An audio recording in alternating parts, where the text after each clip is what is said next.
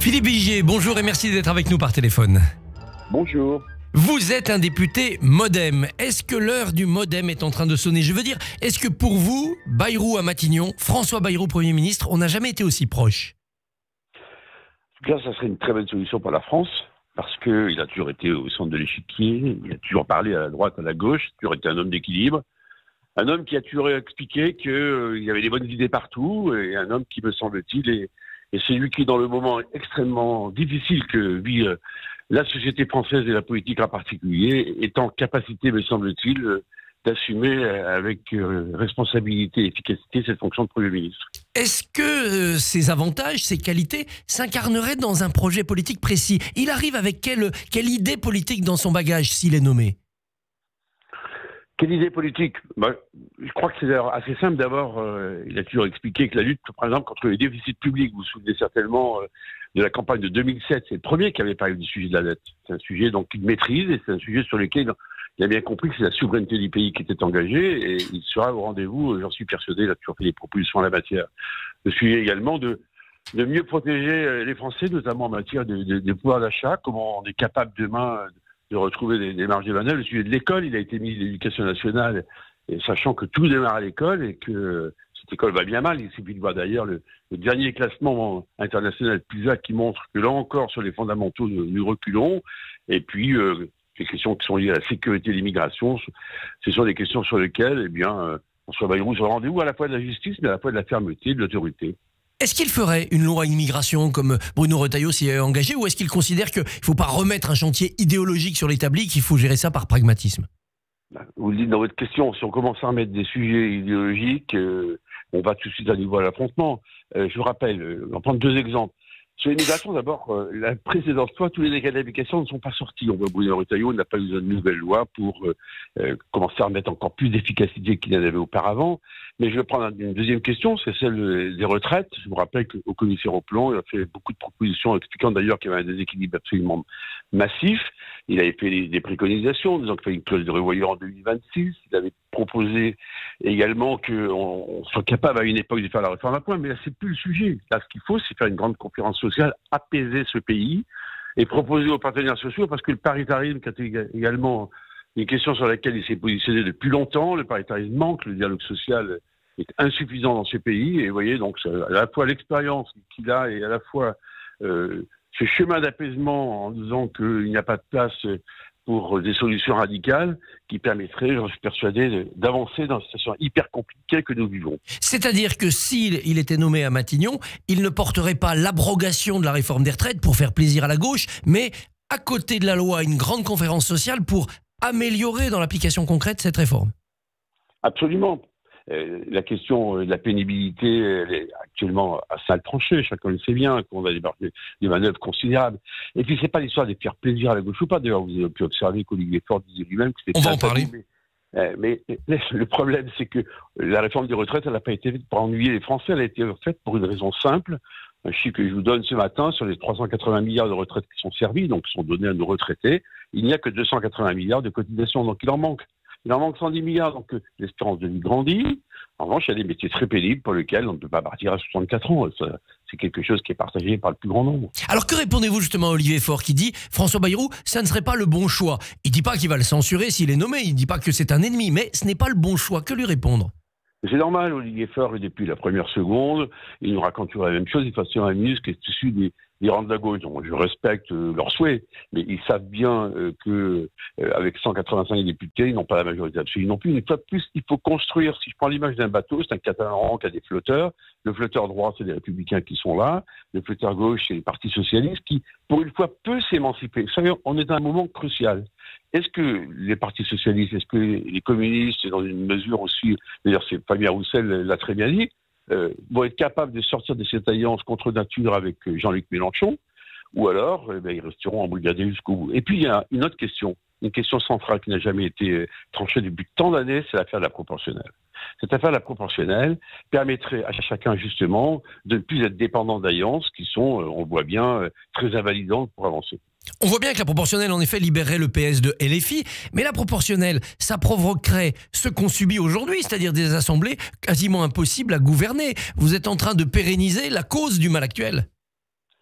Non, parce que vous voyez bien que on est dans une impasse. Alors que c'est pas un scrutin proportionnel, c'est un scrutin majoritaire et ça ne fonctionne pas. Il peut y avoir une proportionnelle par département, intégrale, et qui montre que ça forcerait les partis politiques à s'entendre, mais c'est ce que font les grandes nations européennes qui nous entourent, pour une grande partie d'entre elles. Une fois de plus, c'est le seul moyen de sortir d'alliances qui nous conduisent à la domination. Écoutez, la façon dont Jean-Luc Mélenchon se comporte ces temps-ci, mais comme il l'a toujours fait, mais c'est encore plus marqué à l'heure actuelle. Là, il est de façon permanente à l'Assemblée nationale, en train de surveiller ce que font les uns et les autres, admonestant les uns et les autres. Non, on peut sortir de tout cela. On peut sortir aussi par une méthode, l'idée de ne pas utiliser le 49.3, de s'y engager en échange d'une non-censure, d'un pacte de non-censure, ça serait au cœur de la méthode Bayrou. Ça serait au cœur de la méthode Bayrou, en disant on va avancer ensemble. Écoutez, le sujet central, c'est quoi? C'est le compromis. Est-ce qu'on est en capacité les uns et les autres de faire des pas les uns vers les autres? Là, on va dire les choses très simplement. 2027, c'est dans plus de 2 ans. Est-ce que le bateau peut rester à quai ou alors le bateau doit avancer? Mais le monde change dans une semaine, ce qui vient de se passer. L'exemple de la Syrie en est une illustration totale, mais demain la Chine et Taïwan, on ne sait pas ce qui se passera non plus. Donc, je veux dire, dans ce monde qui change, dans ce retournement économique que l'on vit, où on voit bien qu'on va avoir une année 2025 très difficile, où des questions que le pouvoir d'achat est sur toutes les lèvres. Bref, cette France doit être en capacité de se réunir sur un certain nombre de projets, sur un certain nombre de décisions, et là, chacun doit écouter, lâcher du lest, prendre les façons la plus simple possible, et accepter qu'il n'a pas raison tout seul, et accepter que, c'est pas faire entorse à ce qu'il pense, mais c'est justement être efficace pour redresser la maison France et redonner la confiance aux Français. Alors, il y a aussi le flotteur droit du catamaran. Il y a cet oukase de Nicolas Sarkozy. Alors, il n'est plus chef de son parti, mais il a de l'influence. Il y a le souvenir de 2012, il y a le souvenir du livre de Bayrou en 2009. Est-ce qu'il est vraiment acceptable pour les Républicains, Bayrou? Laurent Wauquiez s'est exprimé à la matière, Bruno Retailleau également. Écoutez, Nicolas Sarkozy a été président de la République, on sait très bien qu'il y a eu des échanges un peu compliqués avec François Bayrou, ce qui montre d'ailleurs la force de caractère de François Bayrou. Il est respecté à droite par beaucoup, vous savez, il s'entend plutôt très bien avec les hommes et les femmes de droite que chacun connaît, qui sont en responsabilité à l'heure actuelle. Vous savez, il avait écrit avec Alain Juppé à l'époque les programmes de l'IDF et du RPR, non. Il a beaucoup de respectabilité. Il y a eu un problème d'homme entre Nicolas Sarkozy et François Bayrou. Point, à la ligne. Nicolas Sarkozy n'est plus président de la République. Ça n'enlève rien à ce qu'il a pu faire ou ne pas faire un jour ou l'autre. Mais il y a eu, François Bayrou a eu ce courage, je dis bien ce courage, de poser des mots sur des actes que faisait Nicolas Sarkozy, ou des décisions qu'il prenait, et donc il les refusait. C'est tout à son honneur que de dire non quand il faut dire non. François Bayrou, celui qui a refusé le parti unique de l'UMP, vous vous en souvenez? Tout à fait, en 2004, et qui avait dit si on pense tous la même chose, on ne pense rien. Nous ne pensons plus rien. Et j'étais présent, donc je peux vous en parler très bien. Voilà, c'était un moment important. S'il est nommé, évidemment, les médias vont tout de suite dire mais il est en appel dans un procès pour les assistants parlementaires. Est-ce qu'on peut nommer quelqu'un qui est encore dans un processus judiciaire? Je suis d'accord, mais il a été relaxé. Et donc maintenant, il y a un appel. Écoutez, s'il a fait une condamnation, il n'exercera plus ses fonctions. Mais enfin, je suis désolé. Il a été relaxé, comme vous savez. Vous avez vu ce qui s'est passé pour Mme Le Pen. Je pense que ce sont des choses complètement différentes. En tout cas, pour l'instant, il est blanchi. Et si ce n'est pas lui, est-ce que le MoDem est prêt quand même à participer à une équipe gouvernementale qui ne serait pas menée par son chef? Écoutez, moi je souhaite que ce soit lui, le président de la République prendra sa décision, il choisira, et nous ne sommes pas là pour casser la maison, nous avons été une fois de plus à niveau de stabilité. Il n'y a pas de raison qu'on ne soutienne pas un gouvernement, que l'on appelle de nos voeux de construction. Ne faisons pas aux autres ce qu'on n'aime pas qu'on nous fasse. Cette stabilité, elle passera par une loi spéciale qui a été adoptée en Conseil des ministres hier.